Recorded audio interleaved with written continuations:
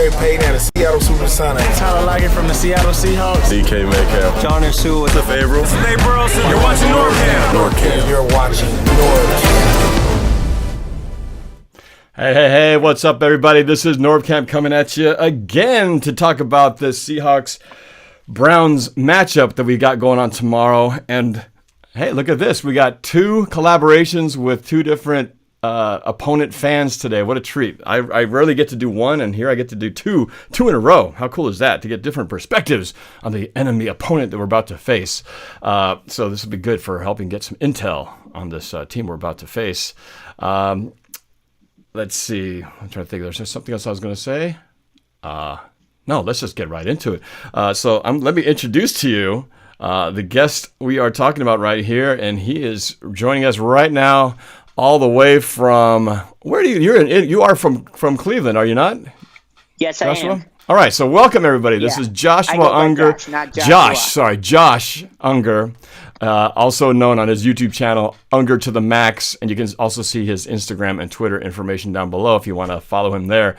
But Josh, welcome to the program, and I'm excited to talk a little Seahawks-Browns with you. And as you introduce yourself, feel free to promote all your stuff, but you've got kind of an interesting situation because you have vested interest in both of these teams, do you not? Yes, that is true, because these are my two favorite teams in the NFL. But let me start by giving the intro I always do for when I do a YouTube video, whether it's a live stream or just a regular video, which is this. What's going on, YouTube? It's UngarToTheMax here, and I'll do it just for tonight. A salute to you. And I am coming at you with a Cleveland Browns game preview, this time with another YouTuber, the second one of the season. Earlier for week 2, I did it with Gangrene David, and of course we would go on to defeat the New York Jets 20-3. Well, this week we are in our home stadium, and we got the Seattle Seahawks coming to town. And when you say Seattle Seahawks and YouTube, there's only one YouTuber, and that's NorbCam. So, what's up, Norb? Well, I appreciate the compliment. I see that Gangrene David, who is a moderator in the chat, by the way. Gangrene David, thank you for being in there helping monitor this, and I'm excited to have you guys, to have you on, and to have Gangrene and all the other fans out here blowing up the chat. I see y'all. We've got Sports Fangs, Tyler, Pinhead, Larry. We got a whole bunch of y'all jumping into today. Brandon Rogers, a regular of the show. Elena, what's up? I think this game is huge. I know it's only, what is this, week 6? Yeah. But it's a huge game, I think, for both teams. It's huge for the Seahawks in that right now we are in a tight battle for first place with the 49ers, thanks to you guys not beating them. 49ers in first place, undefeated right now. And I think for the Cleveland Browns, this is kind of a potential turning point in the season. You guys are what? You guys 2-3 right now? Yes, 2-3. 2-3. I actually think this is a must-win game for the Browns. Exactly, and I think because you win this game, you go 3-3. You lose it 2-4. That has a really nasty sound to it. We go into our bye week, and then we're at New England in week 8. Yeah, exactly. So it doesn't get any easier after this point. But you will have the bye to recover from your injuries that the Seahawks will lay upon you. So just to let everybody know that we are, believe it or not, we actually got the technical difficulties worked out. We are taking calls today. And so you see the information on the screen there. Just call in if you want to be a part of the phone-in as a guest, 515-606-5121, and then enter the code 696153. Just follow the instructions there, and you'll be put in the queue, and we'll try to take as many callers as we can. And we haven't done it in a while, so I'm looking forward to hearing your questions, comments that you might have for me or for Josh as we discuss this game coming up here. So first, before we jump into the matchup between my Hawks and your Browns, give me one final take on what happened with the 49ers-Browns game. I think from what I saw that the 49ers looked really impressive. I thought they had some creative offensive schemes. They looked really fast, hell of a pass rush. It got me a little scared about our future matchup. But tell me what happened in that game. Is this a sign of where those teams really are in terms of 49ers being that good and you guys being not that good? Or did something just not go well that game in terms of things, just a bad game or injuries? Or what's the excuse is what I want to know. I mean, I'm not going to make any excuses. I'm not that type of fan. San Francisco was just way better than us. They were prepared for them. I messed that one up. They were prepared for us, and it didn't seem like we were prepared for them.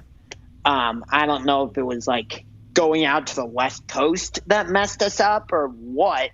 Maybe they didn't realize that the game started earlier. But what really worries me is that we got destroyed by San Francisco's running game. And now we have to face, I would argue, a much more difficult running game with you guys, because not only do you have Chris Carson, but you also have Rashad Penny, although he's questionable for this game. And we have to deal with the running ability of Russell Wilson. And he doesn't just run to extend plays and throw it down the field, although he's really good at that. But he will run to, gain yards. And what I really like about Wilson, actually, and hopefully Baker Mayfield learns this one day, is if you take off and run, you need to slide, which I think Russell probably learned that from his days as a baseball player with the Yankees.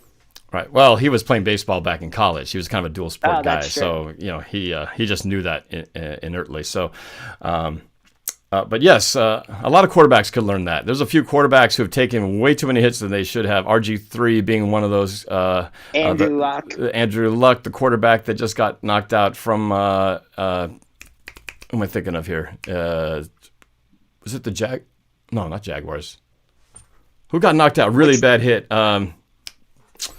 Helmet to helmet hit. I can't remember which one it was. Anyway, it was there was that one, and then I think also Carson Wentz tends to put his body into harm's way when he really needs to protect himself, being that he's a nine-figure quarterback. You got to protect the investment. Anyway, but you're right. That's one thing that Wilson does do. Not only sliding, but just knowing how to avoid contact so he can live another day. And he's been one of the best at living another day. He's never missed a start, which is something few quarterbacks can say.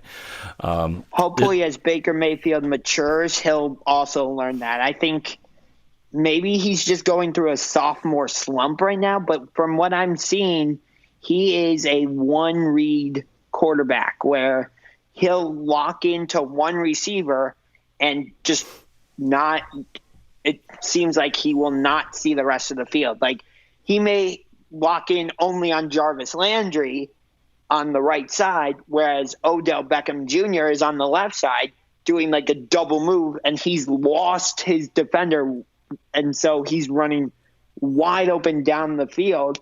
But it seems like Baker Mayfield like goes into tunnel vision. He's like, okay, I only want to hit this receiver on this specific route. Right. And that worries me. Yeah.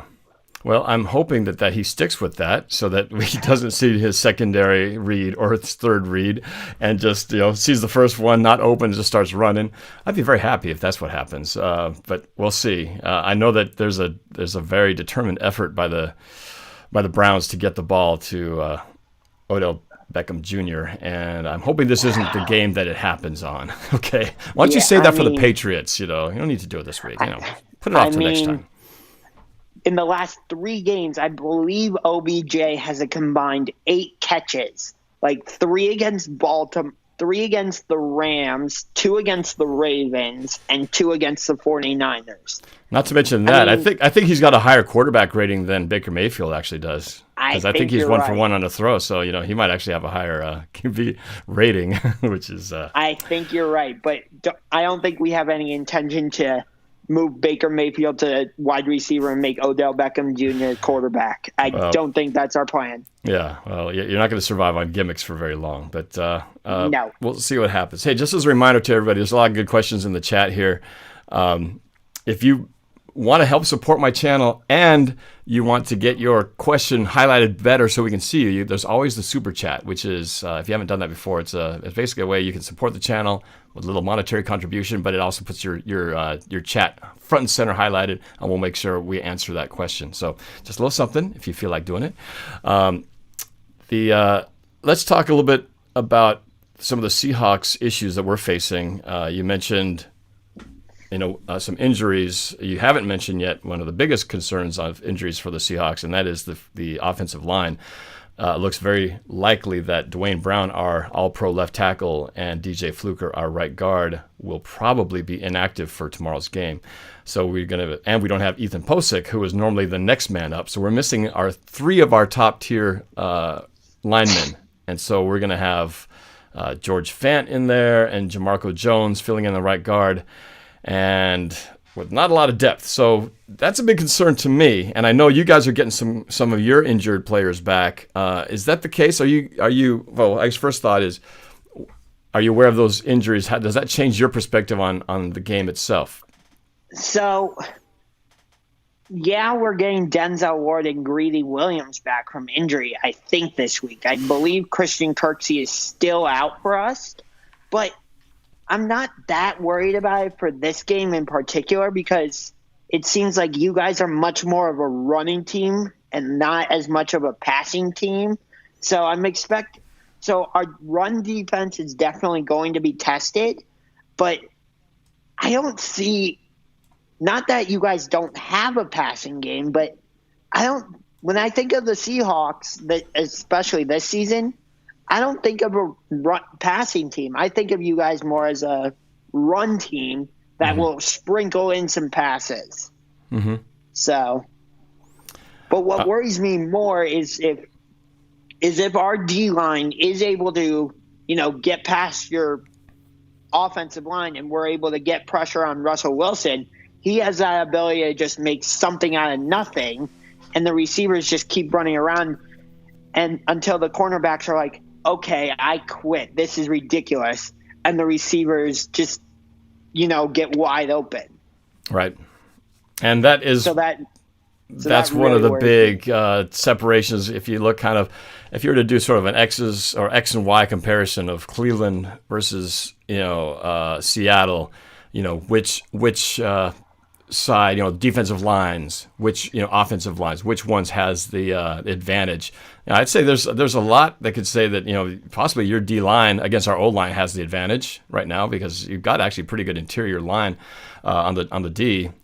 Your linebackers, I'd say, are probably a notch down below. Running backs, Chubb's getting a pretty good per carry average, very close to Carson. That might be a wash there. Receiving core, I'd have to say talent and experience. You guys with Jarvis Landry and OBJ really have two of the more talented receivers out there. Don't you guys forget just haven't Antonio used them. Callaway. And Callaway. So you guys got a three-headed monster. You just haven't really taken advantage of it yet. Versus ours, which, we have guys who are really kind of still trying to make their name for themselves. So that's, probably advantage to you guys. But the biggest advantage, clearly, Russell Wilson, MVP candidate right now versus Baker Mayfield, still learning and growing the position. So that's a big advantage, obviously, that I'm hoping we'll be able to exploit in this game coming up tomorrow. All right, so let's we got some phone lines here. Let me start bringing a few in so we can get through some of them. Let me start with a familiar friend of ours of the program. Let's go to 49ers territory. Let's bring in Rohan to the show. Rohan, welcome. How you doing, man? Hey, how are you? I'm doing great. It's good to hear from you. What's up? What's new? Trying not to let the false hope of a 4-0 start consume me. I was thinking about you, because you have had to deal with a lot of bad seasons of 49er football the last few years, and all of a sudden, here you guys are. I can count 3 good seasons in Niners. Ever since I started watching Niners, 3 good seasons. Right.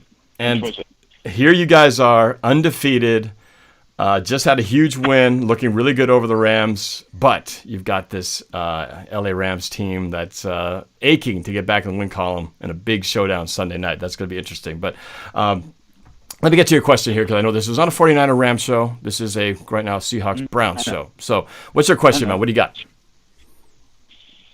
Oh man. Oh jeez. Oh, come on, I bro. gotta think. You've been waiting for 10 minutes. Don't give me, oh man, oh geez, and not know what to say. Come on, bring it. Got to answer right now. Run. Let's go. What you got? Do you think the Browns will rebound after what happened on Monday? Are you asking me or are you asking Josh?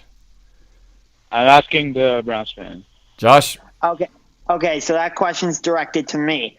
I would say it depends on our run defense. I said it once and I'll say it again.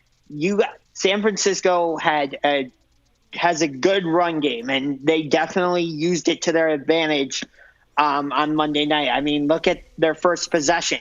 They handed off to Matt Breida, and he waves bye-bye to the Browns defense on his way to an 83-yard touchdown run. So, and now we have to face Chris Carson, Russell Wilson, and maybe Rashad Penny.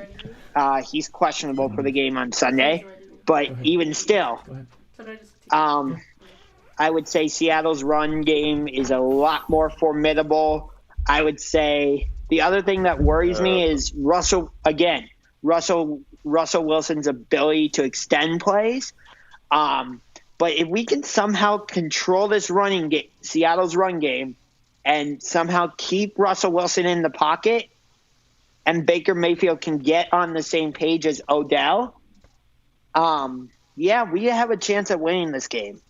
Not sure it's going to happen, but I think if we can get our act together and stay in our lanes, keep Russell Wilson contained, we may have a chance to actually rebound and go into the bye week with some confidence. That's a lot of ifs, man. Yeah, I know. I know. But, I like your optimism. Every team needs to have some. I'm trying to be optimistic with a team that hasn't had a winning season since 2014, hasn't been to the playoffs since 2002. I don't know the last time they won their division. Last championship was before the Super Bowl even happened, like 1980 something. Yeah, we did it way back in the dark ages, before the internet, before cell phones were even an idea. Was the last time you guys had that kind of success. So but hey, I'm kind of just messing around, But this game scares me, man. It's just I just know that we can look good on paper, and then we'll start and we'll do something stupid like get a holding penalty right off the bat, or get a negative 3 yards on the carry, and then next you know it's 3rd and 15, and it's like, okay, draw play, punt the ball, and it's like, ugh. For once in our freaking lives, I'd like to start off a game with like a 2-score lead, be like the Patriots, just get on top like 14-0, 17-0, because believe me, I'm not complaining about being 4-1, but doggone it, how many times do we have to make this thing like a 1-point game at half, or we're down by 4? We got to come back in the fourth quarter. Give me a freaking heart attack to win this game. I'm the most stressed out 4-1 team. Stressed out 4-1 playing fan. down to their competition since 2014. And I have you to blame for that. 49ers sometimes doing that. Actually, no, you've been on the end of some of those beatdowns. So you've been one of those teams for a while that was the team that we didn't have to be stressed out about. But last year kind of turned that a little bit around. You guys beat us on one of those games down in I think it was down in the Bay Area, right? We lost to you guys. So it's going to be a different story here. But anyway, did I answer your question, Rohan? Yeah. It was kind of a long answer. Lots of what ifs, but it did answer my question. I think what Josh was know. trying to say, it's a definite maybe. I think it's what after sifting through all that, I think that's what he ended up saying. So, all right, Rohan, you got anything else? I got some other calls I'm going to get to. You got any other questions? For you, who are the Seahawks fans rooting for our Sunday afternoon game? Niners or Rams? And I kind of did you guys don't like one. I polled the audience on this on a few social media things and on YouTube, and I think most Seahawks fans are hoping that the Rams will actually knock you guys off, mostly so that we can have a solid hold on first place if we get the win tomorrow. And so, it seems to be the consensus is they want the Rams to get knocked down a peg And I'm kind of in that camp right now because we know what the Rams are about. We've played them. We beat them. We know their game. We've always been close with them. We know what they're about. Well, we haven't really seen this version of the 49ers yet because Jimmy Garoppolo hasn't really had a full season. He hasn't been healthy for a whole season yet. And so I want to see what the 49ers from Game 1 to Game 16 in one season actually looks like. And so far, you guys are looking pretty good. But who have you played? It's arguable whether the opponents have been that great. All due respect to the Cleveland Browns, but that's what a lot of people are saying. Oh, the 49ers aren't beating anybody. Well, if you count that, Seattle has 3 of our wins were against teams that would fall in that same list of not really beating anybody either. So I'm not feeling any confidence yet of saying we are going to be, Super Bowl champs here. We got a lot of work to do, and it starts tomorrow. So we'll see how it goes. But Rohan, thanks for the call, man. I appreciate it. It's good to hear from you, and good luck, but not really on Sunday night. Yeah. No luck for you tomorrow. Go Browns, I guess. Wow, that's quite the change going from rooting against us to say, "Yay, go Browns!"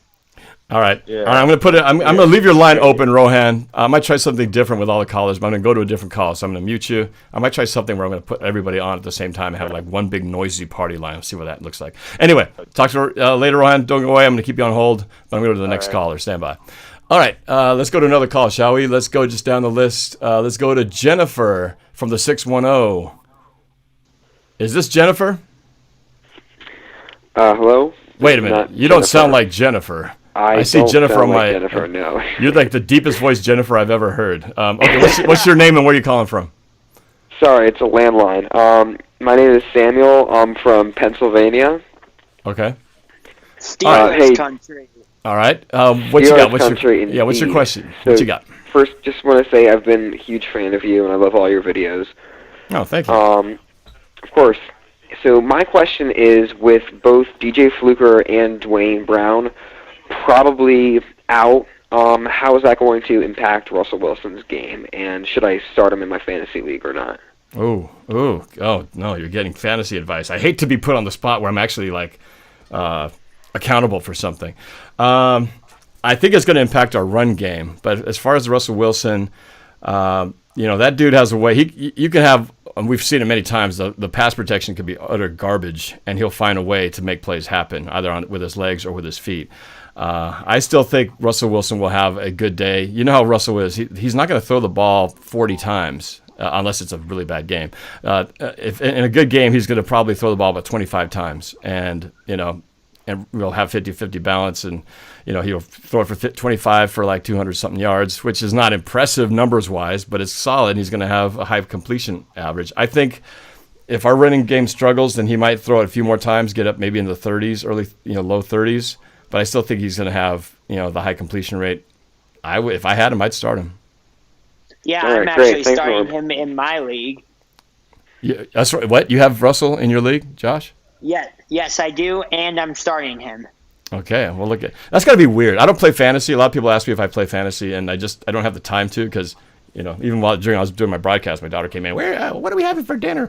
And I'm like, I'm doing a show, for crying out loud. Does ESPN anchors have their daughter come in the door in the back and say, Daddy, where's my dinner? But anyway, so I don't have time to play fantasy because if I did, I'd be like totally addicted, and then I'd be frustrated with everybody else in my life saying, I'm booing my fantasy lineup, get out of here. But that said, I don't know how you guys do it. How do you play fantasy? Have your, like in your case, you've got the opposing quarterback on your team, so you want him to do well. Come here. There's my other daughter. Say hi, Vanessa. Hi. This is my youngest daughter, Vanessa, who just scared almost something out of me. Do you need something, baby girl? Yeah, we're eating right now. Yeah, go ahead. And Cobra Kai. No, you gotta wait till I'm out there. How long will it take? I don't know, maybe another half hour. Okay. Just eat. Have some vegetables. Okay. Kids. We've been watching the Cobra Kai series on YouTube. And they're like, they want to watch it, but I want to watch it too. So I'm like, you're not watching that show without me. All right. You're going to wait. Okay. Anyway, back to our regularly scheduled program. My God, live TV. Okay. Now I forgot what I was saying. Oh, I was saying, so to have your quarterback on your fantasy team be the quarterback of your opposing team. So you have to root for him to do well because you probably have money and other stuff on the line. But then you want your own team to do well. So that's got to be weird. How do you do that? Well, first off, I don't play in leagues with money because I choose not to gamble or anything like that. What fun is that? No, go ahead. I'm just kidding. I'm just kidding. I know, but I find it more fun to just do it with nothing on the line, just to have bragging rights. But it is weird that I have Russell Wilson starting, so I'm like, Russell, I want you to do well, but I want the opponent to beat you. It's like, wait, what? That's like having your cake and have your cake and eating it. No, it's like not having your cake and not eating it. I don't know. I can't even put the two things in my brain. I'm like one guy. I have one team, and I root for that team, and I root for all the teams that will help my one team. That's how people are like, who's your second favorite team? It's like, I don't have a second favorite team. I don't know how you can have a second favorite team. I have one team, and everybody else, if they can help me, they're my favorite team that week. That's pretty much it. And the Saints, for some reason, I have a soft spot for the Saints. I don't like them. Obviously, I was rooting against them. I guess they're just the least annoying team to me is the Saints for some reason. I like Drew Brees, and there's a couple teams that I'm like, sorry, but I will never root for you. And I guess those teams would be New England because I think they are cheaters and get away with it, but that's neither here nor there. Shots fired! Shots fired! Go ahead. You play them in another week and a half, or 2 weeks, so you better watch what you say there. I can piss somebody off. You're gonna stir up the hornet's nest. But I also hate the Dallas Cowboys because they're like, oh, we're America's team. Shut up. When was the last time you did something in the playoffs, Dallas? Well, they beat us last year. Yeah. Which sucked. They shouldn't have done that. But that was because you I know, because because brick wall, head, offensive coordinator, run game. Oh, I was going to say because Janikowski got injured. Oh, that too. That didn't help. But and then sorry. Oh, I was just going to say, Sports Live in the ATL, one of my other moderators, big Atlanta Falcons fan and big Atlanta sports anything fan. Dude, I'm sorry, bro. You've had a bad string here. I heard Georgia lost today. You guys got knocked out of the playoffs in very anticlimactic fashion. The Atlanta Falcons is an underachieving mess. I'm sorry, dude. I think you really are cursed. You might be the most cursed sports city out there. I feel for you. Yeah, just remain cursed until we play you, or while we play you, and then after that, you guys can go do better after that. But just throwing that out there as a little favor.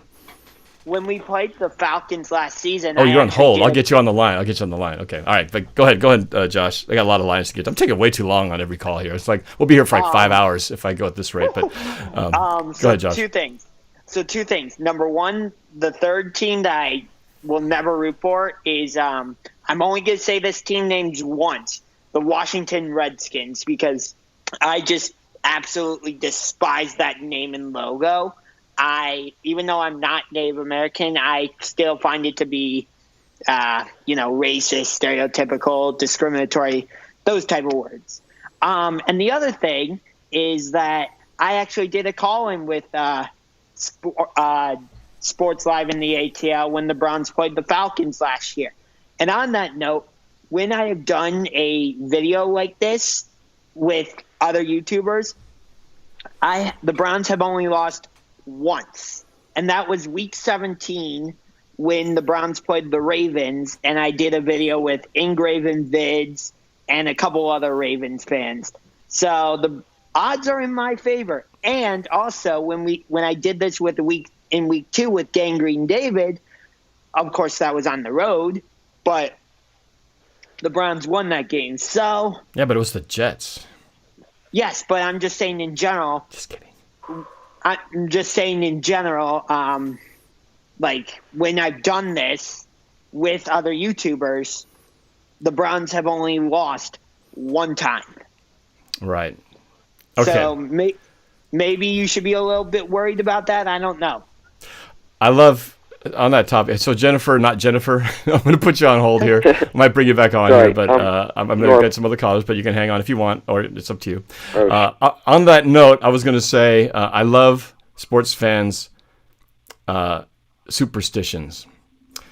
Because here's Josh saying that because he did a collaboration with a YouTuber of another team and they only lost once, that could impact the players who are paid millions of dollars to play the game, and by somehow the universe took that information and funnels it into Russell Wilson's head, knowing Josh Unger only lost one time. So Russell Wilson throws the ball, and instead of completing the pass to DK Metcalf, he throws the interception because Josh Unger won when he did a YouTube collaboration. I love that. It's like, I've done the same thing too, though. Like, doggone it, I didn't wear my hat today. That's why we lost. Like, Yeah. that's so silly when there's only like several million people who are doing the same thing. That one thing you did changed the game. How silly. Yeah, I had a superstitious shirt last year, but I tried wearing it a couple times. It didn't work. So I'm like, what the heck? What happened? All right, I'm going to bring Gangrene. We talked about Gangrene David. So speaking of the devil, let's bring him in all the way from New York City. Gangrene David, what's up? What's up, man? So I had my first swim meet today of the season. I saw the picture. I saw your picture on Instagram, man. You look good. I saw your picture in a totally hetero kind of way. You look good. But, yeah, I saw your picture on Facebook, Instagram, and Snapchat. Well, thanks, guys. Then I went to the Jets Legends event, and then I come home, shot as I am after a long day, and I see the video that I've been looking forward to. My God, I've been waiting to see this for a long time. I mean, Josh, what are your thoughts on collabing with this awesome freaking legend? I told him before I came on, it's like, Norb, the video I saw with you and Norb when the Seahawks and Jets played each other, you both are like the two guys who really inspired me to become a YouTuber. At first it was Norb, and then David, you came in a little bit later. Not to take any credit away from you. But to have done a video with you earlier in the season for week 2, and now to be doing a video with Norb, it's like a dream come true for me. I'm honestly, if I'm gonna be honest, I'm a little bit starstruck. I have to say this though: if doing a video with me is a dream come true, dude, you gotta raise the bar a little bit.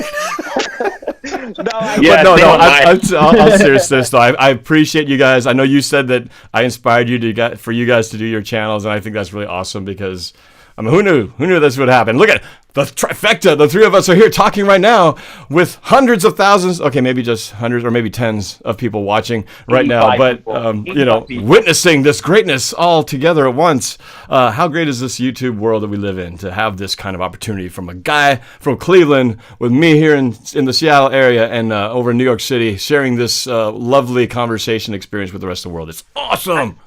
I mean, David and I have become like friends now. Like he called me the other day, and we were on the phone for what, almost an hour?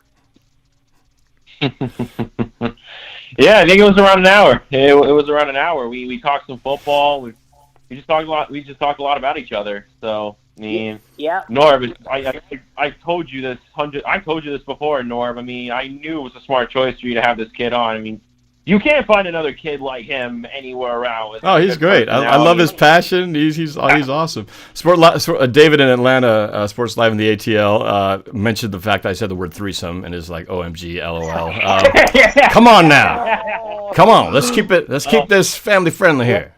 Let's keep this PG, people. My gosh, where's your mind at? I know you just got beaten and everything, but come on. Get your mind out of the gun. It's like people who are new to this channel are going, who the hell are these guys? So they're used to patting each other on the back. I came here to talk about listen to some Seahawks Browns conversations. These guys are like anyway. I hope you guys are enjoying the show. The viewership is like dropping like this. No, go ahead. Before we do actually talk some football, first off, Norb, what we need to do is you got to get Squidward in a Rivals video, if you know what I mean. Oh, Oh, it's going to happen. And, Chrysostom and Squidward together, oh, my God, that's going to be like the greatest pairing duo of all time. Should we tease the audience with a little bit of what that might sound like? Oh, so you want the Squidward impression. So everyone... I want to hear Squidward right now! Do it! Do it! Hey, Do it, David! Come on, bring it! I can do Stitch if you guys want me to add that. Shut up! I'm going to hear Squidward! Squidward! Go! Oh, I'm waiting. Let me give him Squidward. My face is getting tired. Ready? Hurry up. Well, it's another week in the NFL, and the New York Giants went into Gillette Stadium on primetime football, and I saw Daniel Jones play like the quarterback he is. He is just as good of a quarterback as I am on the clarinet. Also, I'm just a lonely squid living in Bikini Bottom as I watch the New York Giants come lay an egg week in and week out, and I know that when they play Sam Darnold and the New York Jets, that Sam Darnold is going to outduel Daniel Jones, and I'm going to sit there miserable in my house while I play my clarinet, and SpongeBob and Patrick jump for joy and celebrate by going jellyfishing. Ew, that was freaking weird, dude. I love it. I love weird stuff, you know what I mean? Anyway, there you go. People are really like going, what the heck is going on here? But anyway. We got Squidward, we got your character, and now we've got Stitch. What the hell? We're like, this show's totally gone off the rails here, but who cares, This call is going right there. Let's talk some football. Is there actually some football in this call? Oh, my God. Come on, David. Yeah, let's talk some football. So, going into this game now, this is a test for the Seahawks. Now, traveling to, I won't say the East Coast, but they're going into a game where it's an Eastern time game, basically, and it's a game on the road. And they're going up against the Cleveland Browns team with pretty much just a lot to prove at this point. So, what are you guys thinking in regards to how big of a test this is for you guys, where, Norb, your team is traveling on the road, and Josh, you guys are coming off a bad loss on primetime, and now you got to make a statement at home in front of your fans. Right. So first off, the crazy thing is we are 0-2 at home. Week 1 we got absolutely blown out by the Tennessee Titans, 43-13. Losing by 30 is not a good first impression for your home fans. And then, of course, after the game, we had Delaney Walker going, They are who we thought they were. I don't remember the Arizona Cardinals coach who made that quote famous. And then, of course, he's like, let's go ahead and crown them, pretty much taking a shot at us. And we should have beat the Rams in week 3. Absolutely. We should have won that game. If it hadn't been for bad play calling, like on the 4th down, it's 4th and 9. I'm fine with going for it, but why are you running a draw play? Like, try putting it in the hands of, like, Odell Beckham Jr. or Jarvis Landry. That's why you call right there. What? That's something Adam Gase would do. Yeah, that's a good question. Freddie Kitchens, first year head coaching, right? Isn't this his first year? Yes, this is his first year coaching, and so far, it's not looking so good. Questionable. I think we should have kept Freddie Kitchens as offensive coordinator and kept Greg Williams as head coach because we seem to be playing well under him. Not sure what would have happened with defensive coordinator though. Yeah. Yeah, absolutely. Yeah, that's definitely something to look out for right there. And I think like going into a game where you got 2 stellar run games. I mean, Nick Chubb is a pretty great power back inside runner. Chris Carson's kind of the same way. I mean, do you see this being a very highly touted offensive game? I don't know if you're asking him or me, but I don't. I have this. I'm sticking with my prediction of 21-20, which I made way back in the beginning of the season on my 2019 music prediction video, and I'm going to stick with that. I think it's going to be a defensive type of game. It's going to be sloppy. Both teams trying to run the ball, and I think both defenses are going to it's going to be back and forth, field position type of battle. I just don't see this thing getting up into the 30s, So I feel low scoring, just black and blue type of game. We'll see if that's the case, but that's kind of what I'm thinking at this point. What are you thinking, Josh? Say the same thing. Even though I'm a Browns fan, I'm not gonna just say, "Oh, the Browns are gonna win." Even though I'm a Browns fan, like I'm a realistic fan, and coming off, being shredded by San Francisco's run game doesn't give me, hope for slowing down Seattle's run game. So I'm going to say that Seattle wins a low-scoring game, 21-17. So we both have the Seahawks scoring 21, but I have the Browns scoring 3 points less than what you have. Oh, so you actually are fairly close. You're actually not picking your Brownies. No, I'm a realistic Browns fan, and right now I just think we have a little too many issues.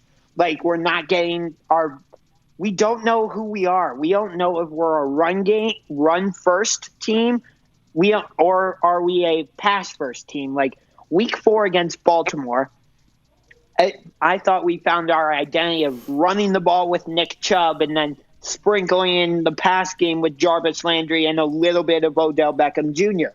And then last week, I didn't really see a run game. Now, is that maybe because San Francisco's D-line just blew it up every time we tried? That could be it. But I didn't really see a concerted effort to run the ball consistently. It just seemed like, okay, the run game's not working. Let's try to pass it. And then that didn't work, and we're just left scratching our heads like, what do we do? So the other thing that concerns me with this is, we get Kareem Hunt back week 9 at Denver. He's actually going to ask you suspended. about that, Josh. I was actually going to ask you about that. I mean, what do you think? How do you think Kareem Hunt coming back is going to do you think it's going to downplay Nick Chubb's production? No, I don't actually. I think they're going to complement each other really well, even though I would say they're both the same style of running back, both being that physical running back. But I would say Kareem Hunt is more of the north-south running back, whereas Nick Chubb seems to be more of an east-west running back. I don't know if you see it the same way from what you've seen of us. But what worries me is, we only have Nick Chubb right now because, again, Kareem Hunt is suspended for the first 8 weeks.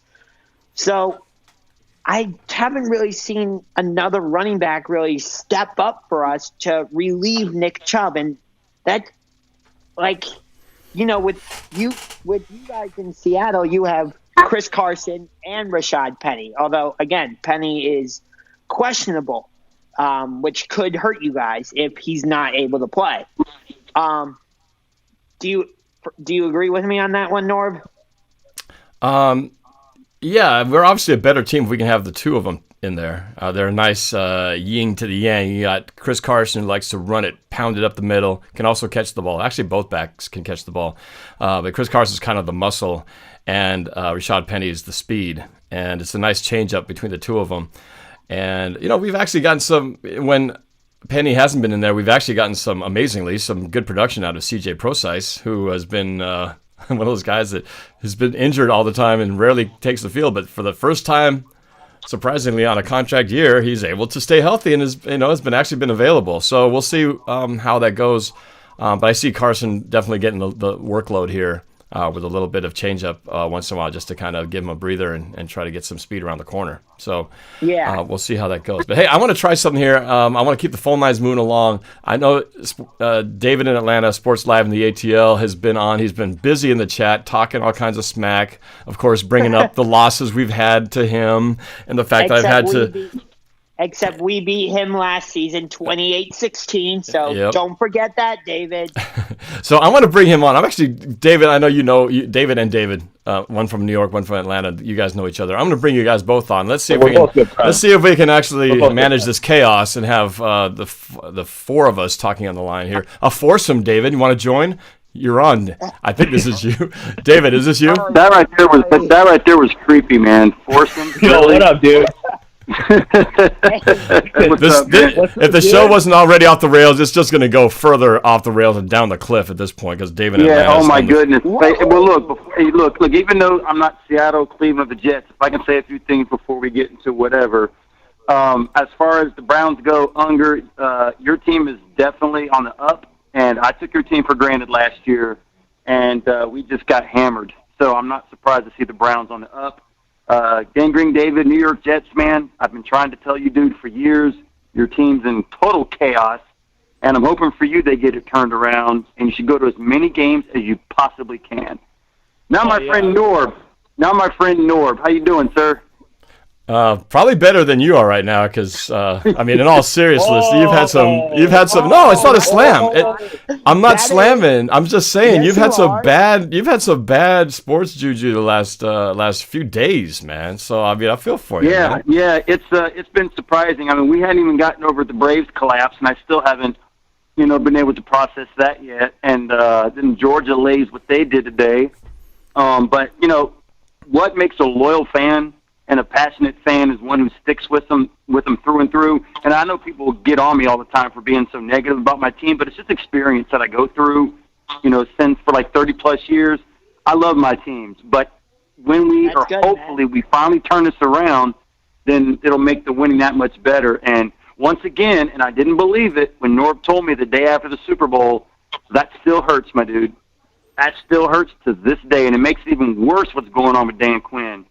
A defensive guru, and this defense has gotten worse with him taking over. I know that he's not with us anymore, but it actually bothers me that Dan Quinn hasn't had better success down there because he is one of our guys, and I really did want him to do well as a coach that I was a fan of.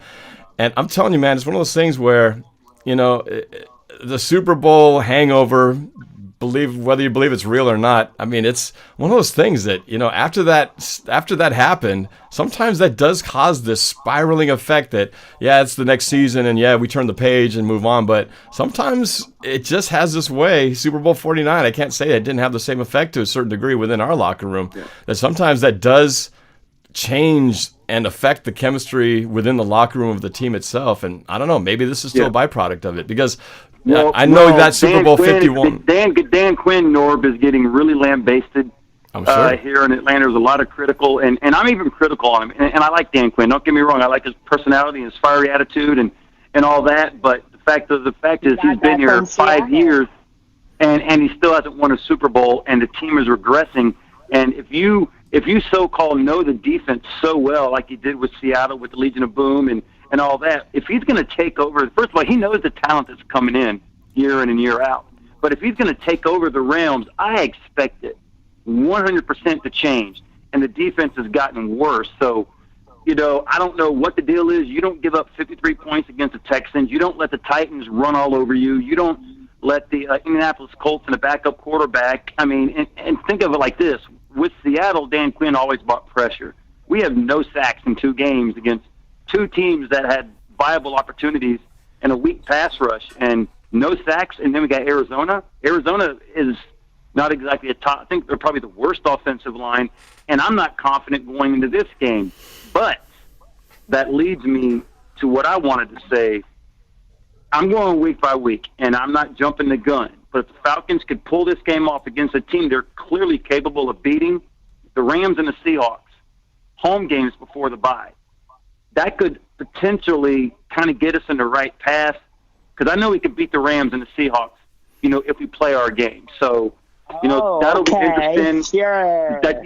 I'm being honest. I'm just telling it like it is. The Rams have tasted, a little bit of smacking of what we've done, and the Seahawks definitely have tasted it, on numerous occasions. So it's not like we can't win. So I expect to do something in a couple of weeks, Norb. I hope, sir, with you. I I definitely collaboration is in order here. But I just want to address a couple of things that you brought up there. First of all, in regards to the Dan Quinn thing, the thing is too some coaches who are brilliant defensive coordinators don't make great head coaches. I mean, that's just the reality. Sometimes it doesn't translate, and we've seen that with I'm trying to think of who's the Adam Gase much?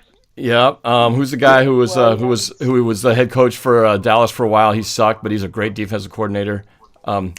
Phillips. Right? Wade Phillips. Wade Phillips. He's a great Wade defensive Phillips coordinator. was here in Atlanta for a brief period too. Yeah. Anyway, so I'm just saying sometimes it just doesn't work out when they take that next step. Some guys are great at it. Sometimes they just go back to being what they do best. And maybe he's more of a defensive coordinator only and not the head coach. I don't know. I'm just kind of throwing that out there. But you can throw that out there. I'm sorry to interrupt, Unger, but you can throw that out there. But he's gotten worse.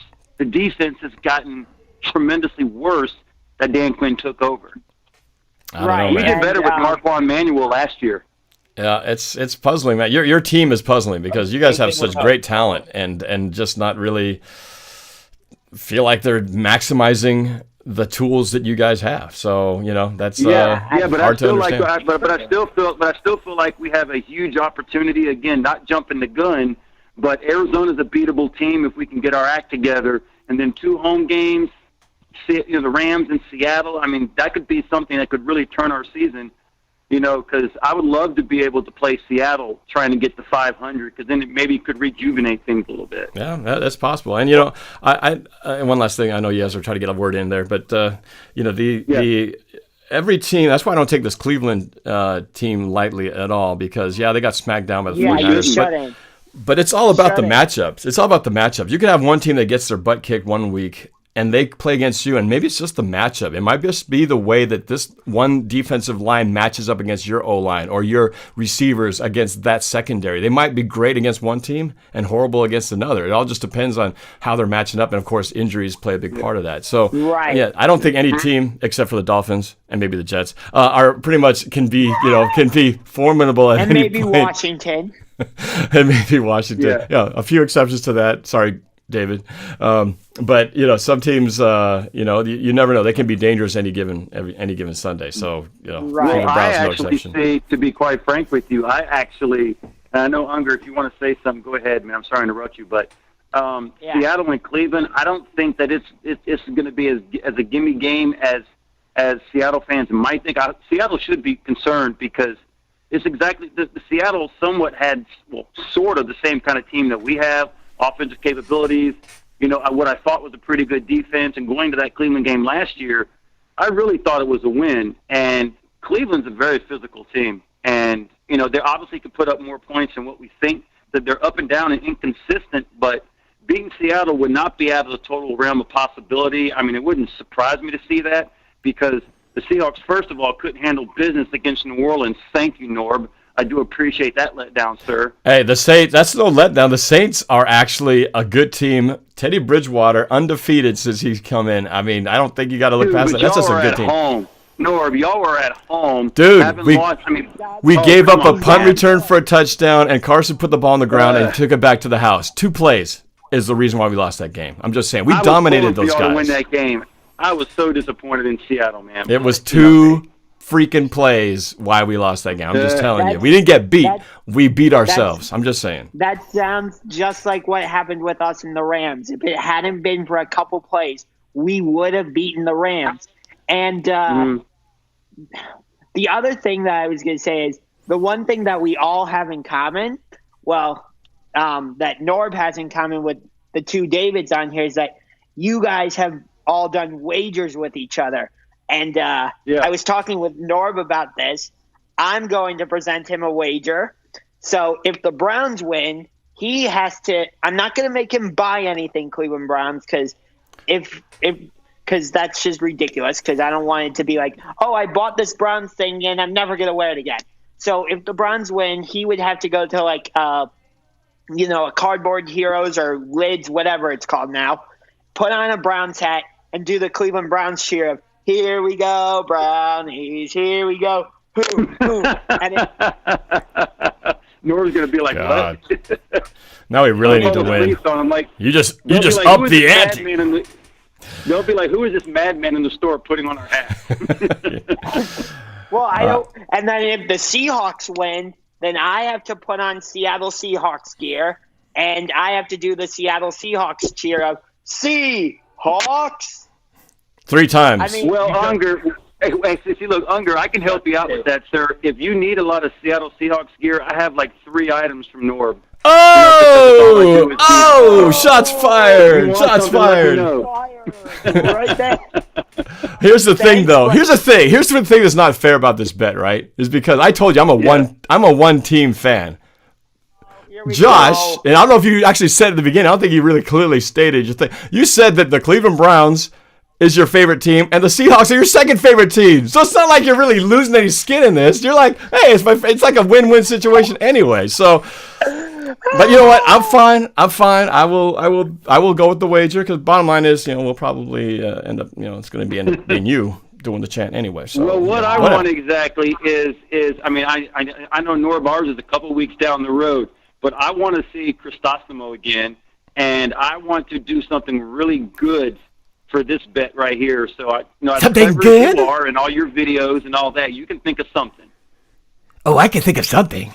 I'm quite demented that way. Oh, yeah, baby. Yeah. What are you going to do for me, though? What are you going to do for me, David in Atlanta?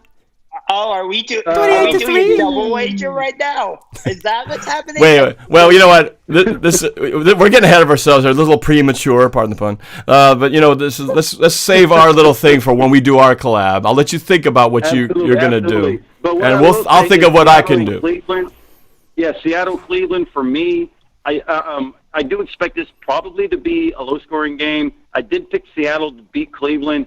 But I think after the game, Seattle's going to be in the hot tub. I think Cleveland is going to punish the Seahawks a lot. But Seattle's playing good this year. The NFC West is looking pretty tight this year. And, I called it during the offseason. I thought Seattle was going to contend in the NFC West, and I thought Cleveland was going to pick it up. So I'm glad Cleveland's picking it up, and I'm glad Seattle's picking it up because it'll make beating y'all a lot better. Oh, you had to put that in there. I knew a backhanded compliment was coming. It wasn't going to be like, wait a minute, wait for it. Oh, there it is. Okay. Yeah. All right. But you don't disappoint. I would expect it, But I'm a classy man. I'm not going to pile on to a guy who's suffered defeat after defeat after defeat. Not against us, but recent defeats that I won't even bring up. 28-3. Anything like that, but Oh, you just had we'll deal with our thing, when the time comes. But hey, man, of course. that was fun. This little love fest was a great time. But I'm gonna get to some other callers, so I'm gonna put you guys on hold. Unger, man, hey Unger, I'll keep in contact with your channel. Norb, man, wish you all the best, my dude, and I'll keep in contact with you, man. Oh, for sure, man. All right, good talking to you guys. Hey, David. Hopefully next time when we play the Falcons. Hopefully, next time when we play you guys in Atlanta, we can actually do a video collab. I know last season we only managed to do a video chat, but hopefully when we play you guys in Atlanta next, we're able to actually do like a face-to-face video like what I'm doing with Norb. Yeah, well, I think we lost David, but I think he heard that, so I'll let you guys handle that next time you guys play. All right, let's go on to the next caller. That was too much fun. Fun for us. I don't know about the viewers, but there's still some people watching, so I guess we haven't completely alienated everybody else. Let's go to, I believe, I was wrong about Jennifer, so let's find out. Is this actually Brandon in Colorado? Brandon? Or is this going to be some female voice? Is this Brandon? No, yeah, this is definitely Brandon. Oh, okay, Brandon. It's actually Brandon, and you actually sound like a Brandon. Brandon, what's up, man? Thanks for joining the show. What's up? I'm actually going to steer this towards a little bit of Seahawks football because, this is what, everybody came to watch. But that's right. I actually have two quick questions real quick. Okay, who are you asking? Is this for me or for Josh? For you, Norb. This is a Seahawks question. Both of these. They're quick questions.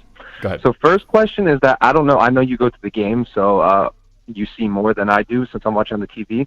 But this irritates me so much. Every time at the end of the game, we saw it last week against the Rams. There was a 2-minute drill, and Jared Goff is just marching down the field because we were just playing. We're playing like prevent defense. We're giving them so much room to. Yeah, you know what I'm saying? Where it's like, and then they're like throwing little 10-yard passes, getting out of bounds. Before they know it, they're like 10 yards away from Jared Lyons' field goal range. I'm like, dude, like, what is up with this D? I don't know if it's Ken Norton or if it's Pete. I don't know who it is, but this D, it was like making me mad. It seems like we always play like that whenever like the game is like in a 2-minute drill. It has been.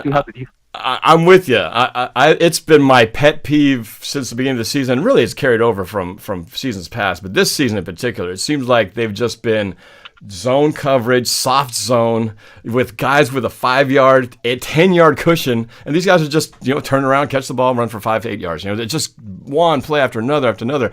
I want to see some press coverage. I want to see some man-to-man defense. I want to hit these guys at the line. That's what they used to do back in the days with the LOB and all that. So I missed that, and I don't know if it's just because we don't have the secondary like we did then. We just took that for granted that they were so good that we just kind of got used to that, and now we're getting used to living in a world without that kind of secondary. But I'd like to see that, and I don't know if it's a decision because they just don't have the faith that they can play that and not get beat, or if it's some other reason. I haven't heard it discussed yet, but that would be one I'd love to see change. And not every single play, but just once in a while, just, shake it up a little bit so they don't get that type of, it's the Tom Brady style offense, the Jared Goff. When they have time to just stand there and then throw at whatever receiver they want, those kill us every single time, and it's been happening way too much. So I don't know if Baker Mayfield's that kind of quarterback, but obviously we got our pass rush going. They won't have that kind of time, so we got to get one or the other. Get some more pass rush, keep that moving in the right direction, and a little press coverage, please, and I would be a lot happier. So I'm with you. I totally see the same thing. Driving me nuts. Yeah, that was definitely getting on my nerves. Yeah. So did you have a question for Josh? Yeah, actually, I have one of each, so. Okay, all right. Okay. I hope I answered that one okay for you. No, yeah, that was perfect. All right.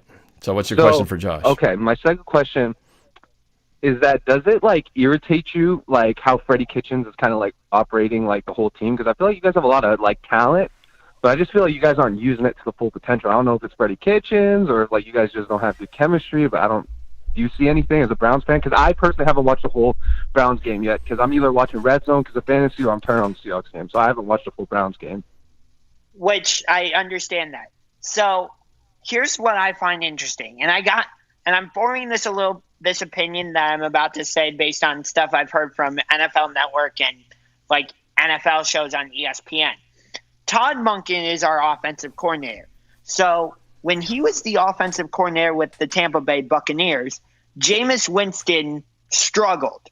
And now you look at him, I don't know who the Buccaneers offensive coordinator is now. Maybe you would happen to know. But since Tampa Bay has moved on from Todd Monken, Jameis Winston has seemed to have reignited himself or something. They put up 55 points against the Rams and then nearly went into New Orleans and beat the Saints. I mean, I think the Saints won that game 31-24. So I don't know if it's Todd Monken is just, for me, I guess it's just Todd Monken's not the right offensive coordinator, at least from what I've seen. Not right now. I mean, when we had Freddie Kitchens as the offensive coordinator last season, we were doing creative things on offense. We were, we were doing end arounds. Baker Mayfield was getting deep passes on plays where he probably shouldn't have done it. I remember one game against Carolina late in the season when we were somewhat fighting for playoff positioning after getting beat down by Houston the previous week, which that was a killer in our chase for the playoffs. Not like the game in 2014 against Indianapolis, which I will never forgive the Colts for that one. So hopefully we beat the Colts next season in Cleveland. But not trying to go on a rant, I promise. But I don't know. We were talking about earlier with the two Davids how some coaches aren't meant to be head coaches and they're better equipped to be defensive coordinators or, offensive coordinators, whatever. Steve Wilkes was the Arizona Cardinals head coach and, he got fired after one season. And he's now our defensive coordinator because we let Greg Williams go. Maybe that was a stupid decision. I don't know. But it seems like our defense, despite some of the injuries, has still played well. Yes, San Francisco put up, 31 points on us, And yes, they had, a lot of rushing yards, but that's their offense. They're not really a passing team. So, and same thing with the Rams, but in the opposite direction. Like, we kept the Rams' run game fairly in check. But, of course, they're more of a passing team, so I'm not surprised they got, over 200 yards passing. But we held the Rams to 20 points. And, the Ravens, they rely heavily on their run game, especially with Lamar Jackson. And we were able to, keep Lamar Jackson controlled and held Baltimore to 25 points. And so I think right now it's the offense I'm more concerned about. Because as I said earlier, I don't know what we are as an offense. Are we a run-first offense that builds our passing game off of the run? Or are we a pass-first offense that builds our run off of the pass? I don't know. I don't know if I have to wait till week 9 at Denver when we have our full team to really see. But, you can't keep – it seems like they keep switching back and forth. Week 3 against the Rams, it looked more like we were a passing team. And then week 4 at Baltimore, it looked like we were a running team. So I'm like, which are we? So you I don't feel know. like you guys just don't have your identity? You don't know, Freddie Kitchens doesn't know if you guys want to run the ball or pass the ball, that you guys are kind of confused? Yes, that long explanation is my way of saying yes, we are a confused offense. But I know it was a long explanation, but I wanted to give my reasoning for saying that yes, we are a confused offense. Yeah. I don't see Baker Mayfield doing the same things this season that he did last season that made everybody be like, okay, Baker Mayfield is the guy the Browns needed. I don't see Baker Mayfield doing the same type of things he did. Well, you gotta think of this too, Josh. Is that I said it earlier, I believe, when we were talking about quarterbacks, and the NFL is one of those leagues where a player comes out and he does amazing stuff, right? Colin Kaepernick, Russell Wilson, the read option was hot and it was unstoppable. But then what happened? Right. Teams got smart. They went, how do you stop the read option? Well, let's go get some coaches from the college game. Let's talk about the read option. They shut that down. You notice now hardly anybody runs the read option except a very little bit. So every strength has a reaction that other teams scout you out. They do all this, high-tech analysis of what they do, and they probably got the tape on Baker Mayfield because that first year out, you don't know the player yet, so you're still figuring out what he does. But once they figure that out, then they go, okay, we know he likes to do this. He likes to go in this situation, do all that. They got guys getting paid lots of money to do all that, and so his trick now is to go from what he was in the first year to going, okay, now that these teams know how to, address him, he's got to now figure out how do I, in the game of chess, that is the game of football, his move, what's the counter move to the other counter move? And then they're going to try to counter that. And the best quarterbacks in the game, keep evolving and learning how to, adjust for that. And maybe Baker Mayfield hasn't quite figured that out yet. But it's a coaching thing, too. It's not just the quarterback, but it's the coaching and the schemes and all that. So I agree. They do look confused. They look like a team.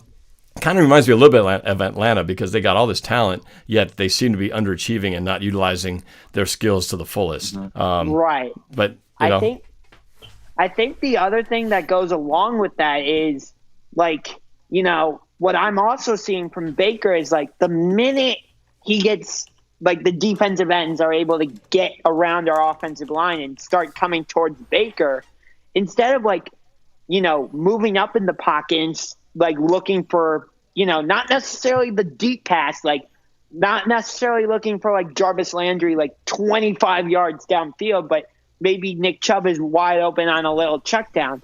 Instead of looking for that, Baker Mayfield seems to bail out early. And I don't know, maybe that's just his mindset, but sometimes maybe take the check down and get 2 or 3 yards. So instead of it being 3rd down and 10 or 4th down and 9, maybe it's a more manageable, like, Right. 4th down and 5 or 4th down and 4. Like, I feel like maybe sometimes Baker, like, looks for the big play too much. So it's like it's a mixture of both coaching and the players. Hopefully that answered your question. Like, And overall, hopefully the Cleveland Browns stay confused about their identity for at least one more day, and you can all figure it out over the bye week and get your crap together against the Patriots. That sounds really good to me. Let's do that. I mean, that doesn't sound good to me, but Hey, Brandon, thanks for the call, man. I appreciate it. I'm going to get some other people on the line, you but very thanks much, for man. hanging in there. Appreciate it, man. Thanks for the call. Thank you, man. Go Hawks. All right, go Hawks. Thanks, man. All right, let's go. Thank you guys for being so patient out here. And let's go to a couple more calls as we've been about an hour 10 into the show. My goodness, and we're still going. Let's go to a local number here for the 253. Dude, this is fun. Yeah. Who's this and where are you calling from? Yo, what's up, Norb? What's up? Who's this? Hello. Yo, it's Xavier. Oh, Xavier. Yeah. How you doing, man? Yeah, I don't think you remember me, but No, I remember you. But your caller ID name didn't come up here, so I didn't have that information handy. all right. But anyway, what's up, man? What's on your mind? I have a bit of a question. So earlier, I kind of asked you, I think it was like during a Packer game on Thursday night last year, if we could run the ball, or if we could pass the ball a little bit more. But now I'm thinking different. Do you think that we should run the ball a little bit more, going back to like 2018, where our ground game is more relevant to our passing? Because this season it's been more balanced. We were running the ball and attacking on the air as well. But do you think we should run the football a little bit more, if we run the football a little bit more now that we have like a banked up O-line and that it looks like Myles Garrett might go off for like maybe a 3 or more sack game if we pass the ball a little bit more? Well, I think, quick shout out to Jacob Santeria in the super chat. Thank you for the $2 contribution. Much appreciated. To answer your question, Xavier, I think, we've had a pretty good mix of, kind of 50-50, balance, which I think Seattle's best. And every team wants to be balanced because I think that way the defense never knows what you're going to do. And I think they've done a good job at that. What I would like to see a little bit more is just a little bit more. We had one of the biggest problems we've had is just starting off slow, right? Almost every game we start slow. Maybe the exception is Arizona, Yes. but every game that we've had challenges with, it's always been that slow first drive. You're ready to see them go down the field, and they go like 3 and out with a bunch of penalties or negative stuff. And so I'd like to see Seattle come out and not force run the ball. I think they're going to want to establish the run, but I'd like to see a little 50-50 right off the bat. Maybe throw on first down or run it on first, throw it on second, but just not be so predictable, not give Cleveland this opportunity to just kind of stonewall us and put us into a 3rd and long situation. I'd like to see Russell get some opportunities earlier, and not just the 3rd quarter and the 4th quarter, but even in the 1st quarter to start using his tools and act. It's a whole mantra that Pete Carroll has can you win the game in the 1st quarter? Can you win the game in the 2nd quarter?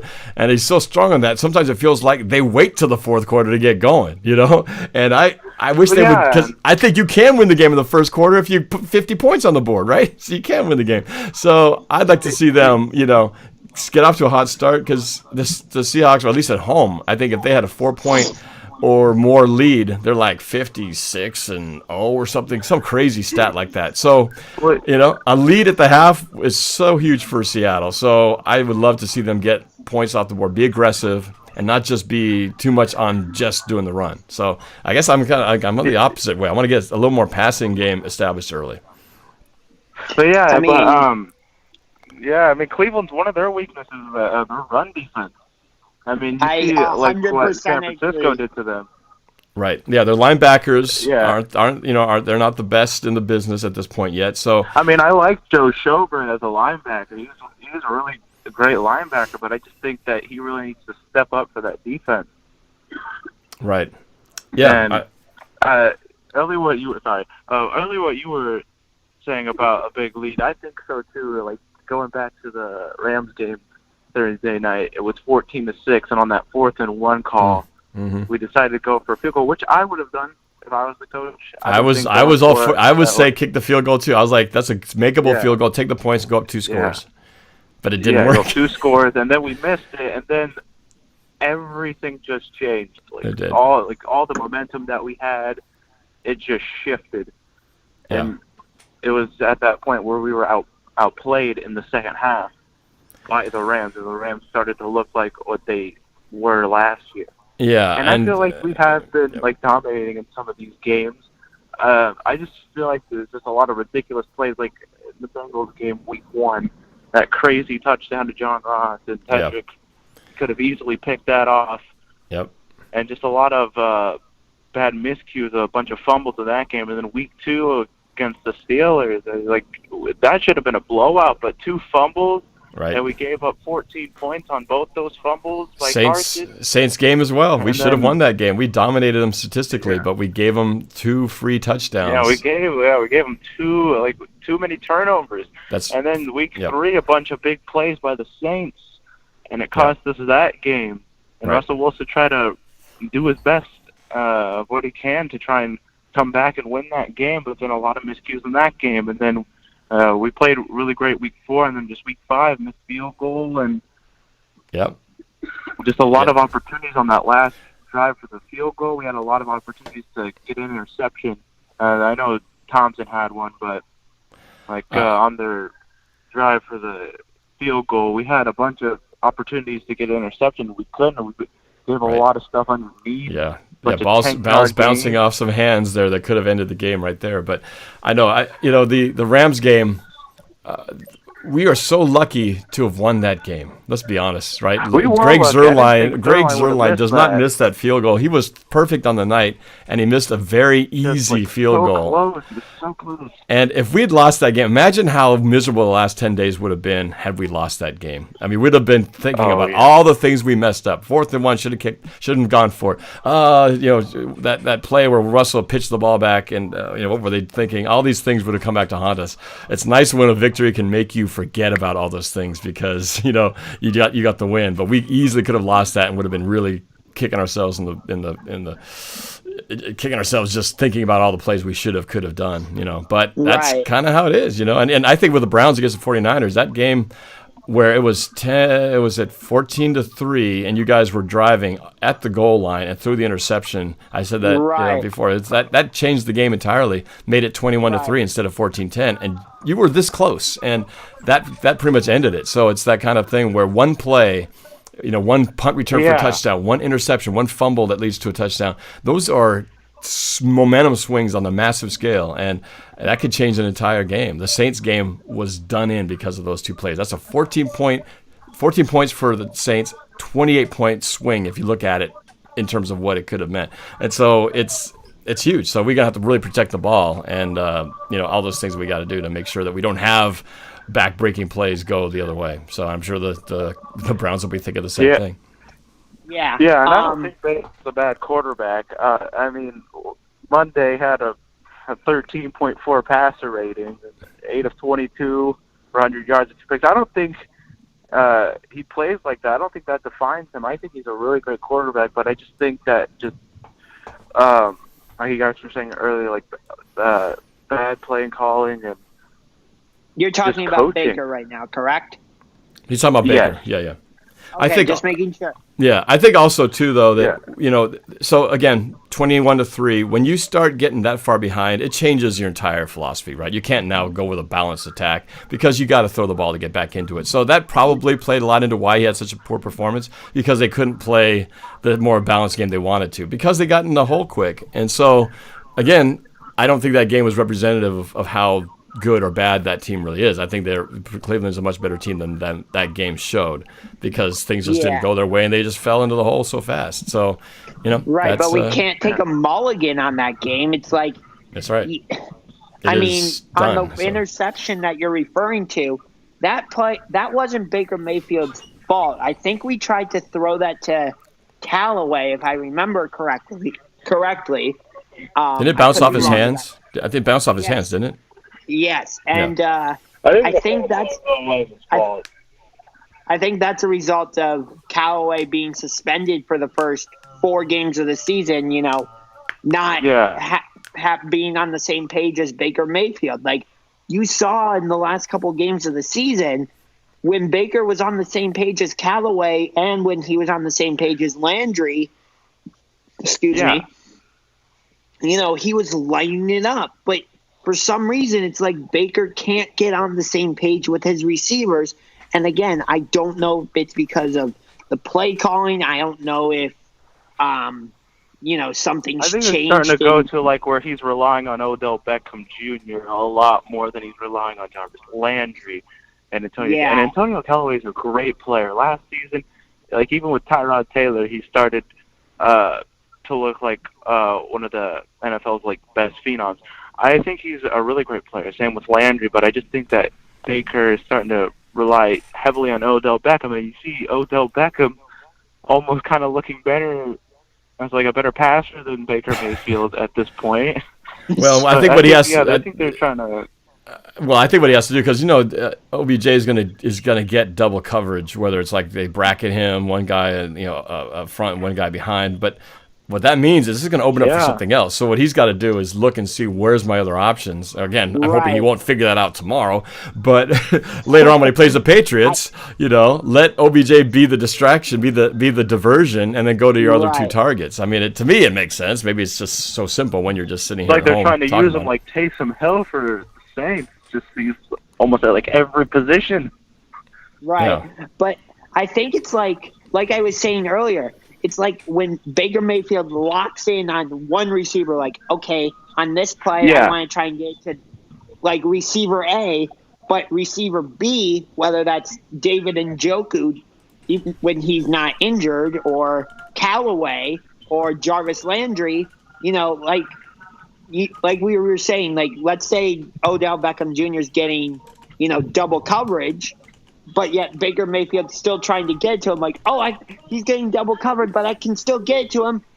Meanwhile, like Jarvis Landry's coming on like a slant route, wide open, and Baker Mayfield just doesn't see him.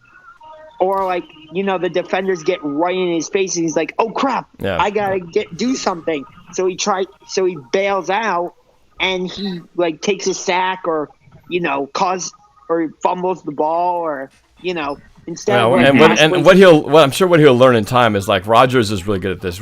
Russell's really good at this. Aaron Rodgers, when they escape the pocket, but don't look to run. They look to extend the play. They keep looking downfield, even as they're moving up to the line of scrimmage. They keep looking downfield to see who's out there. And I think Mayfield just sort of, once he escapes, he just has in his mind he's just going to run and forgets about these opportunities that are going to present themselves if he keeps his eyes down the field. So, again, hopefully he'll figure that out after your bye.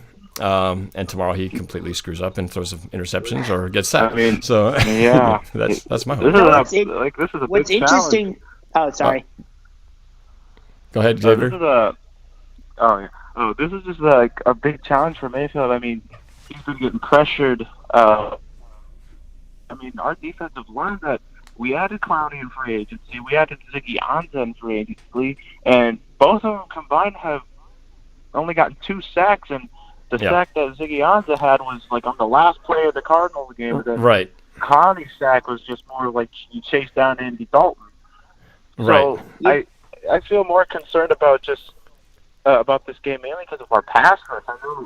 Well, I know what you're saying. I think they have underachieved so far, and maybe they just haven't achieved to our expectations because our expectations have been off the roof. The same page sooner or later. Yeah, and Pete Carroll has been very optimistic, saying it's going to get there. It's warming up. It's that we're going to see it. I believe that's true. They started behind the 8 ball because they both were injured, and Clowney came in late. So you can't expect these guys to not having played at all during the offseason to suddenly just be in regular season form. So they did have some catching up to do. And so I think it will come together. The other part that's going to help that tremendously is when Jaron Reed comes back in week 6. I'd like to Jaron think... Reed, this is our last game without Jaron Reed. I can't wait till he returns back in week 7. That's definitely going to help boost our D-line. I mean, we already have Puna Ford, who's been an amazing player since last year, and yeah, Clowney, yeah, Woods, Zicky Ansah, LJ Collier. They're trying to get him into the mix. Now this week, he's definitely going to be more of an impact this week. I think we just got to be patient. I think these things will come together. It's just sort of a slow boil, but eventually it's going to get there. And hey, again, Seattle in typical Seattle fashion, they start slow and finish strong, and I'd like to think that the pass rush will come that same way. So, hey, Xavier, thanks for the call, man. You have a lot of great points. We're getting up to our time here, and I want to get one more phone call in. So, thanks for calling, though, man. I appreciate it, and we'll do this again. So, look forward to the next one. Yeah, I'm looking forward to tomorrow, too. Yeah, let's get that win. Definitely going to be a good game. Interesting. Hopefully we get that win. It really would help us. It would help huge. So. All right. So, if I may, I just want to talk about some of the points you guys just brought up, if that's all right. So, first off, I don't like that we trade. I like that we got Olivier Vernon, which, that whole thing was one big trade, just divided into two parts. But I don't like that we traded Kevin Zeitler because he seemed to be a big part of our offensive line last season and why Baker Mayfield was able to have the success he was having. And now that Zeitler isn't there, I feel like our offensive line is struggling a little bit to hold back these defensive linemen and linebackers that maybe come on the blitz. So maybe that's part of the reason why. As of right now, I think the best D-line we've faced is the Rams because I'm not taking a shot saying San Francisco has a bad D-line or Seattle's D-line is terrible or something like that.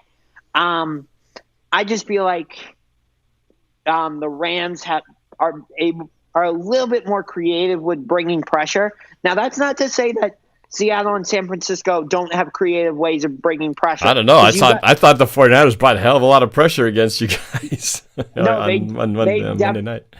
They definitely did. And Nick Bosa had every right to, do the flag-waving impression because, Baker Mayfield did that after Oklahoma went into Ohio State and beat Ohio State. So Nick Bosa had every right to do that. I don't know what the whole deal was with the whole Richard Sherman Baker Mayfield handshake thing. Phantom story there, but whatever.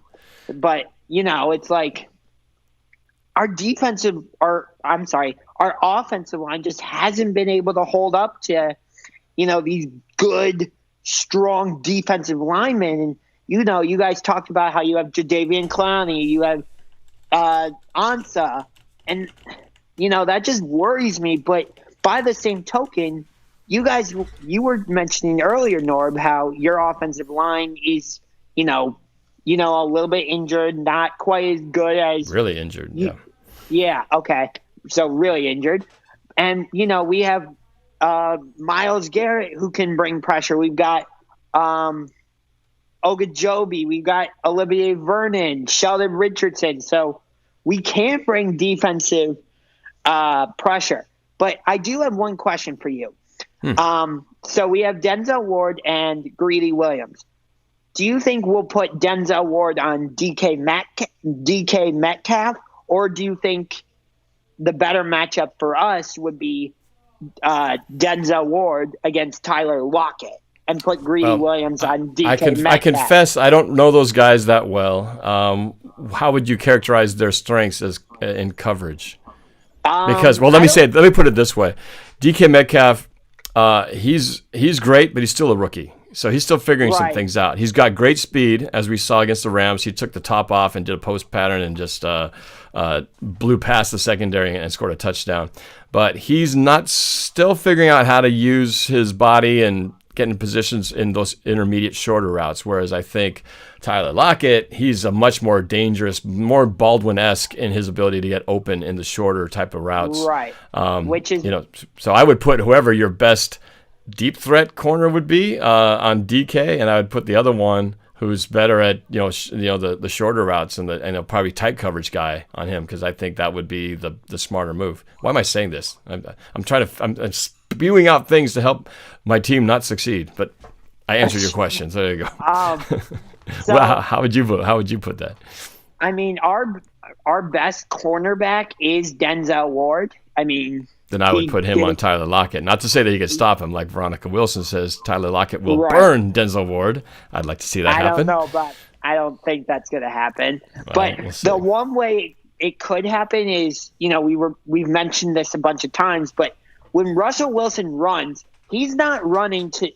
Sometimes he'll, run to, gain a first down. You see him trying to extend the ball out, which that can get him in trouble sometimes. If a defender is able to punch the ball out before it goes out of bounds and the opponent's able to pick it up. So maybe Russell shouldn't do that as much. But most of the time when Russell Wilson is running, he's running to, give it not only to give by himself sometime, but also to buy his receivers sometime so they can continue to run around. And the cornerbacks are like, this is ridiculous. And they just can't keep up. Right.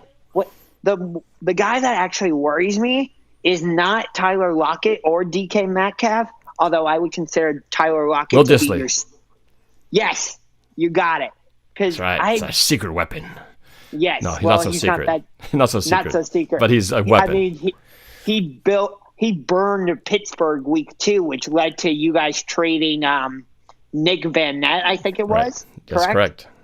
To the Steelers, which that was also a 10 a.m. game for you, which I think that is stupid that, you guys are coming to the East. Okay, not East Coast, but I'll say Midwest. Well, we're not really in the Midwest either. Okay, last one, like 5 minutes. But I wouldn't really say we're the Midwest. I don't know where Cleveland and Pittsburgh would be geographically. Right. East Coast for all intents and purposes. East Coast. Okay. Time yeah, we'll zone. say East Coast. But and both games are starting at 1:00.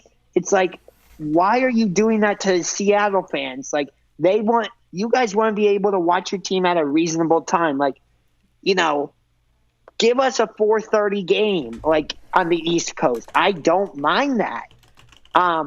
And there was also talks that, and I think I told you this through a text, that if the Browns had not fallen flat on their face against the 49ers and we had somehow won that game, there was a report that this game was going to be flexed into Sunday Night Football. That would be pretty cool. I don't know if that report is true or not. We'll never know. But I don't know that it's they got a pretty good Sunday night game already. I can't see that one getting knocked off. But no, I think the Sunday night game is Steelers Chargers. Oh, you're talking about yeah. No, you're talking about this. You're talking about this Sunday night. Yes. No. Yes, This Sunday night is Rams 49ers. Are you sure? I'm pretty sure.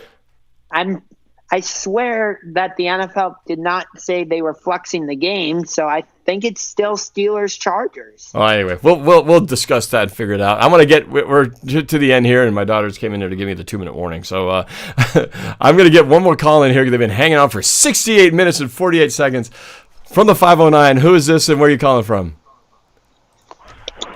This is Tuna Cat. What's up? Oh, I say again. Tuna Cat, remember me? Tuna Cat. Oh, yeah, I remember that. Yeah. How you doing? You're over from the east side, right? East side of the state. Yeah, I'm on the east side of Washington State. Yeah, that's right. Sure. Thanks for hanging on for so long. What's on your mind, bro? Well, no, I was listening to all the conversation. I thought it was really good, I was kind of off and on. I was doing the dishes and whatnot, but I heard this thing about the kicker and us and the Rams missing the field goal by that much, But that's happened to us before. True. That's happened to us in 2012. I remind you to the Falcons game for the NFC. That's what I was saying. That was what I was saying at the end of the Rams game on Thursday night. I said this feels. You can see it on my video. I said this is like, oh my God, this is like the 2012 divisional game in Atlanta all over again.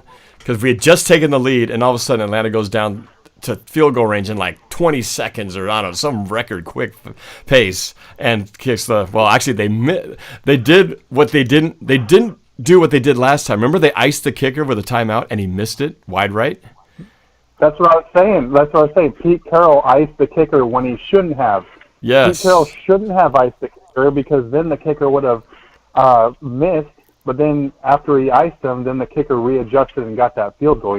So I'm saying this luck goes both ways. True. And I'm saying that at the end of the day, a win's a win. It doesn't matter if you win by an inch or a mile. A win is a win. That's a Vin Diesel quote for you from Fast and Furious. We had a couple of lucky kicks last season.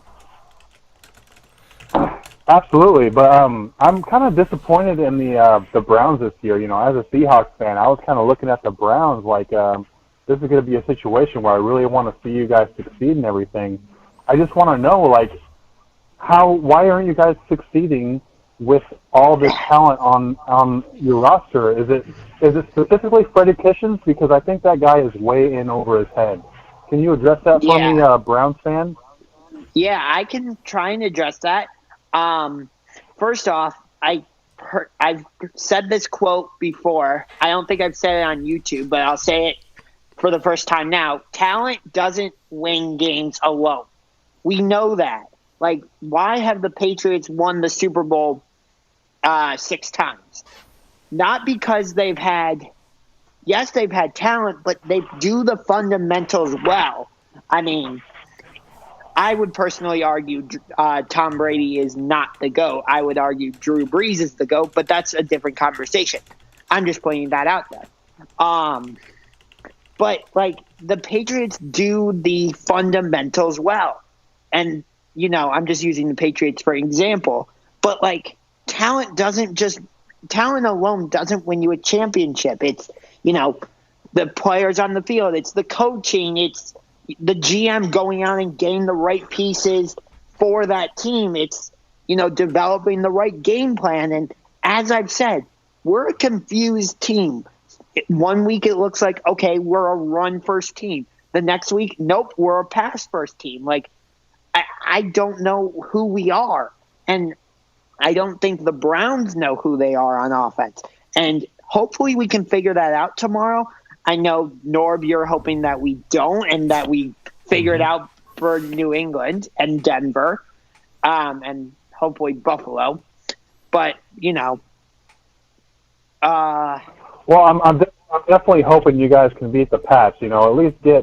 At least get them in the negative, in the red a little bit. Because I'm tired of watching them beat crappy teams. If you guys can just step up for us, I'm just really surprised at the Browns. Because I was kind of on their bandwagon this year, just kind of watching them, and it's just I don't know why they want to placate OBJ when you guys should just run the ball.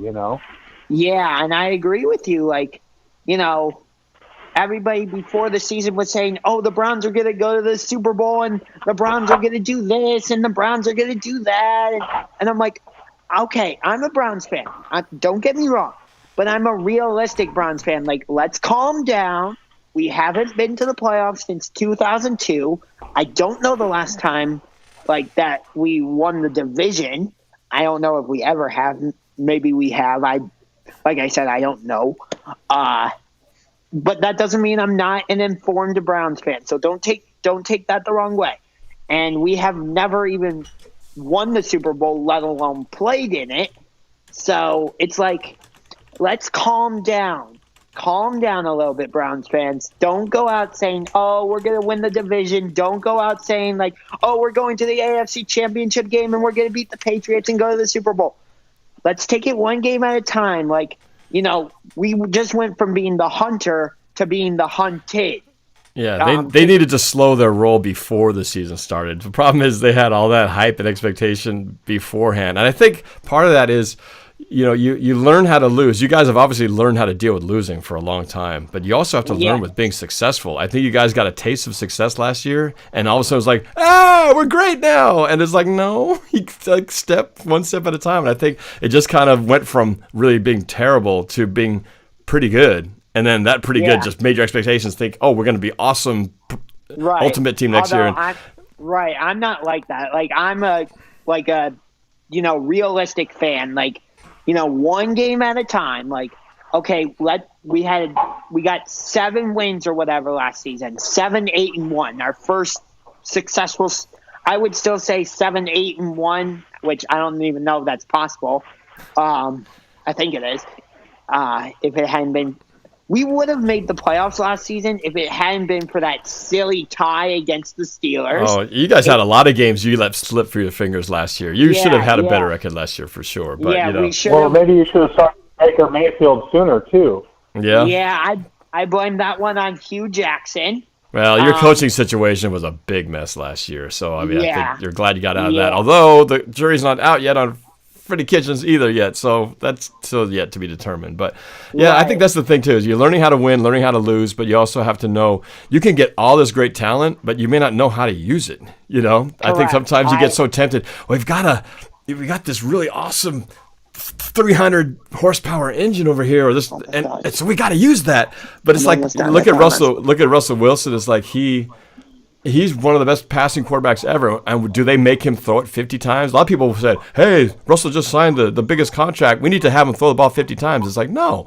The reason he's good is because his completion average is so high that he's only needs to throw it a few times, and you know he's going to be good for it. He doesn't need to throw it 50 times to get 30 completions. You can throw 27 times and get 22 completions, and that's better than doing 50 and getting 30. So it's knowing who your talent is and not being tempted to overuse it, you know, and know where, you know, how to utilize your other weapons. Sometimes your best weapon is the guy you don't use, because that guy distracts the defense from covering the other ones who are actually there to help be the supporting cast.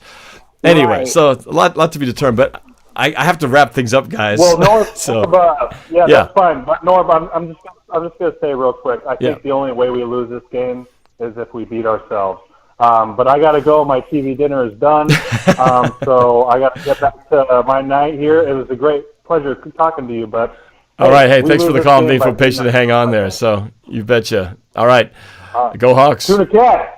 Yeah, to the cat. Thanks for the call. Go Hawks, man. All right, so.